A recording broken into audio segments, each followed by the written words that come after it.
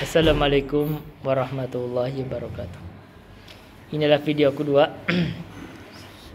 Alhamdulillahil malikil haqqil mubin alladzi akmalad dina wa wadahat tariqal mustaqim.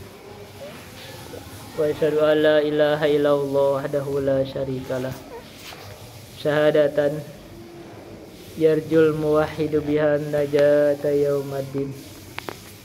Wa asyhadu anna Muhammadan abduhu wa rasuluh sayyidul anbiya'i wal mursalin wa ala alihi wa sahbihi wa man tabi'ahum bi ihsanin ila yaumiddin, amma ba'du.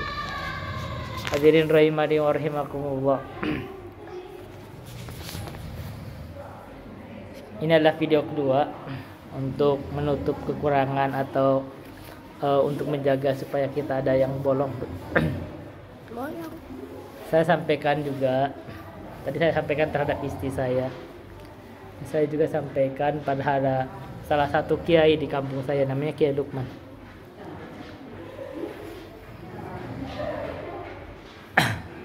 Kita itu kadang ada orang-orang yang belum begitu paham tentang hakikat kehidupan.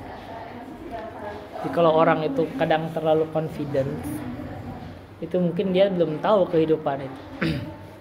Allah itu maha mampu terhadap kita.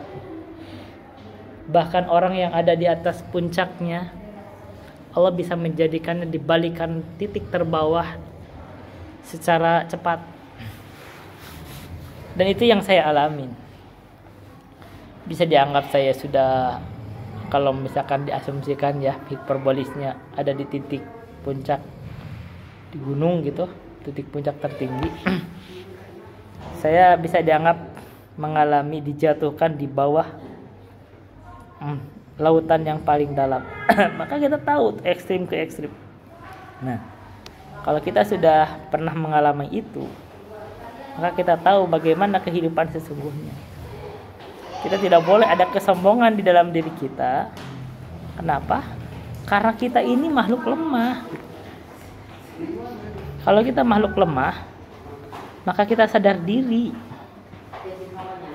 Kelemahan kita itu kita harus sadar diri. Ada titik-titik yang memang itu bukan wilayah kita. Seperti kita katakan, kenapa mengkritik ahlul bid'ah? Mereka itu tidak sadar diri, merasa sok berkemampuan membuat syariat. Sementara syariat itu Allah, itu hak Allah. Begitu. Kenapa ahlul kalam itu keliru? Karena mereka tidak punya kemampuan mengukur kadar diri. Akal itu ada kemampuannya. Ada batas yang tidak bisa ditembus oleh akal dalam, yaitu membahas tentang Allah. Kalau kita membahas tentang hal-hal yang sifatnya duniawi, akal mungkin mampu. Tapi kalau membahas tentang Allah, ya itu bukan wilayahnya gitu. Begitu, itu batasan. Kita harus tahu batasan diri. Bukan berarti kita tidak boleh berpikir. Boleh berpikir, tapi ada batasnya pikiran kita itu. Yang menjadi batas terakhir itu adalah kita tidak mampu memikirkan tentang zat Allah. Terus tahu tuh. Dan di sini titik ahlul kalam itu keliru. Mereka itu menerobos itu.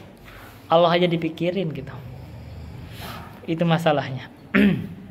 Sementara banyak yang kehidupan ini nggak kita bisa mampu pikirkan juga.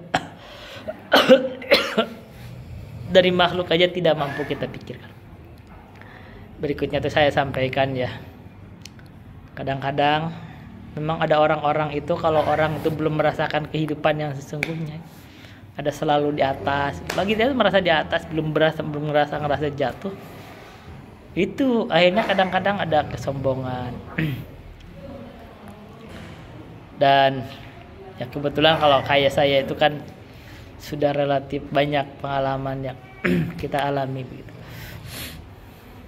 Kita ingetin bahwa orang-orang yang belum merasakan itu tuh perlu berhati-hati. Orang yang sedang berkuasa harus berhati-hati ketika sedang berkuasa, jangan semena-mena.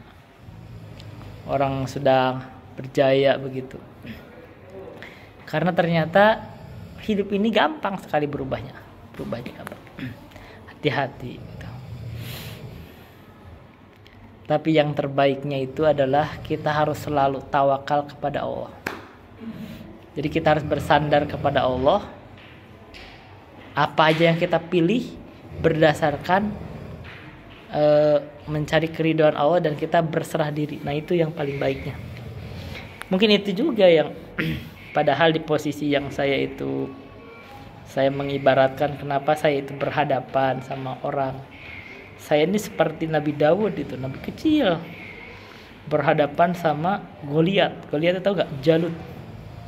Itu raksasa itu.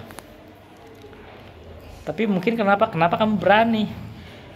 Karena kita tawakal kepada Allah, ketika bersandar dengan ilmu, kita tidak ada sesuatu yang kita takutkan, ya kita tawakal aja. Tapi ya jangan sombong akhirnya kan. Kalau dari kisahnya Jalut itu kan, Jalut itu sombong terhadap Nabi Daud. Kenyataan Nabi Daud mampu mengalahkannya kayak gitu. Jadi jangan sombong terhadap anak kecil. Orang yang dianggap kecil itu ketika dia itu ada ilmu dan bersandar kepada Allah, Allah menangkan. Itu aja dulu bisa saya sampaikan. Billahi taufiq wal hidayah. Wassalamualaikum warahmatullahi wabarakatuh.